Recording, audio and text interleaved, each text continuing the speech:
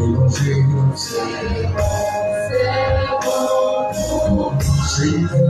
Ensemble, les voix, prions le Seigneur, la parole, demandons encore Dieu ce soir, qu'il descende et qu'il nous parle, et qu'il écarte tout ce qui est de l'homme, et que lui nous donne quelque chose qui puisse encore nous aider ce soir. Ensemble, prions le Seigneur.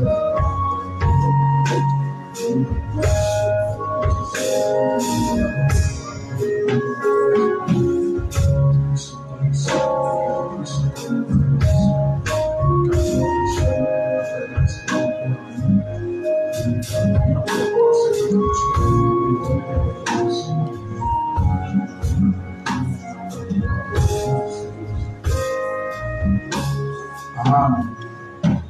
Que Dieu vous bénisse. Dans cette même position, ne soyez pas pressé. Nous allons prendre dans le livre de la Genèse. Genèse chapitre 1. Ouais.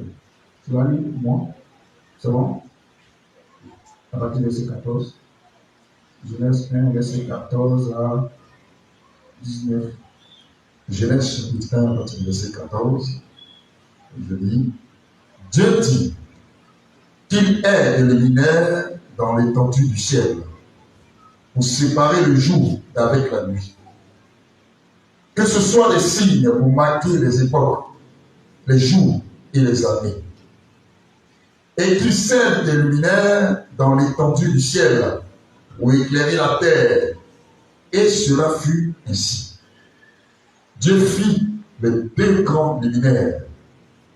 Le plus grand luminaire pour présider au jour et le plus petit luminaire pour présider à la nuit. Il fit aussi les étoiles.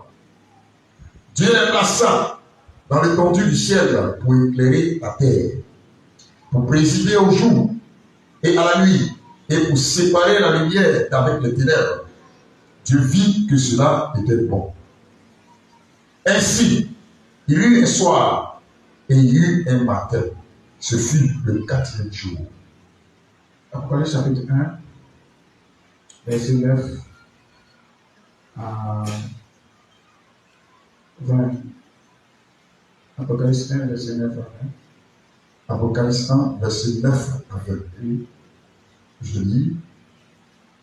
Moi, Jean, votre frère, et qui est part avec vous à la tribulation et au royaume, et à la persévérance en Jésus.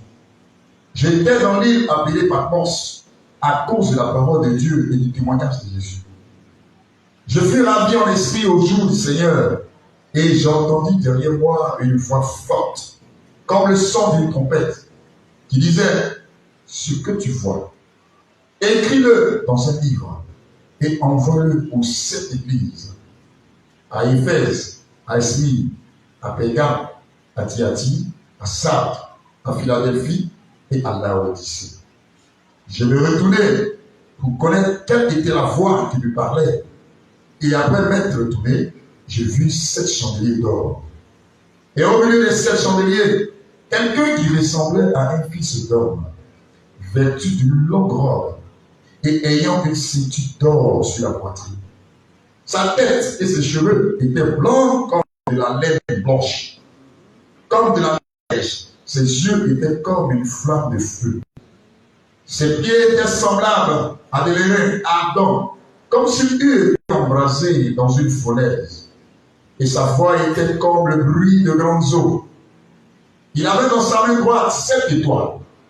De sa bouche sortait une épée aiguë à 2 tranchants. Et son visage était comme le soleil lorsqu'il brille dans sa force. Quand je le vis, j'ai tombé à ses pieds comme mort. Il posa sur moi sa main droite en disant, ne crains point, je suis le premier et le dernier et le vivant. J'étais mort et voici, je suis vivant au siècle des siècles. Je tiens les clés de la mort et du séjour des morts. Écris donc les choses que tu as vues et celles qui sont et celles qui doivent arriver après elles. Le mystère des 7 étoiles que tu as vues dans ma main droite et les 7 chandeliers d'or. Les 7 étoiles sont les anges des 7 églises. et les 7 chandeliers d'or sont les 7 églises. Amen. Ton Père, je te rends grâce à partir de ce moment que tu puisses encore descendre pour nous parler, sachant que je compte sur toi et je vais nous préparer, Seigneur, et quand tout ce qui est de l'or et dit quelque chose pour que nos âmes soient bénies, depuis le prédicateur que je suis jusqu'au plus petit, au nom du Seigneur Jésus-Christ. Amen.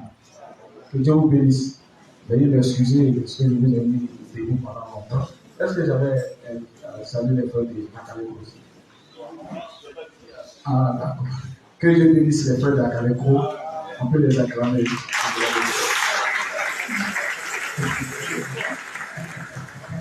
Que Dieu soit glorifié. Je crois que toute la gloire est due au Seigneur Jésus-Christ. Et c'est vraiment merveilleux d'être ici avec vous. Et par la grâce du Seigneur aussi, et nous sommes là et ne nous attendons pas à grand-chose. Et je ne suis pas un prédicateur, et comme le révérend, comme l'évêque, moi je suis un de prière. Voilà, c'est-à-dire que quand les choses sont un peu bizarres, quand on a besoin de quelqu'un en avance pour aller, voilà, merci à l'auto, ou bien avant j'appelle la Bakongo, voilà, c'est mon qu'on envoie. Et que Dieu bénisse aussi la sœur Adama aussi, qui est notre aide aussi, et puis le frère Jean-François. Donc, attendez-vous à moi comme Adama Sissi Bakongo et Anoulouto. Que le nom du Seigneur soit béni. Donc, ce matin, je ne vais pas dire ce soir, je ne sais pas comment Dieu fera les choses, mais je vais présenter un peu quelque chose qui est beaucoup contesté dans le milieu du message, c'est-à-dire dans le milieu de la religion. Dans le milieu du message, vous comprenez bien. Parce que les gens s'attaquent beaucoup au message en ces derniers temps. Donc, on avait parlé un peu sur le sceau. Bon, on ne peut pas parler sur les âges de l'Église.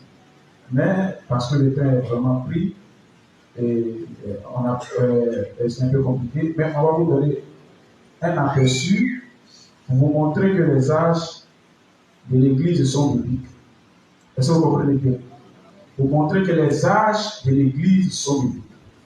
S'il n'y a pas d'âge, c'est qu'il n'y a pas de temps. Est-ce que vous comprenez bien? S'il n'y a pas de temps, c'est qu'il n'y a pas de marqueur de temps. S'il n'y a pas de marqueur de temps, il n'y a pas de luminaire. Est-ce que vous suivez très bien? Que le nom du Seigneur soit béni. Donc, pour qu'on puisse parler d'âge, il faut qu'il y ait le temps. S'il n'y a pas de temps, il n'y a pas d'âge. Est-ce que vous comprenez bien?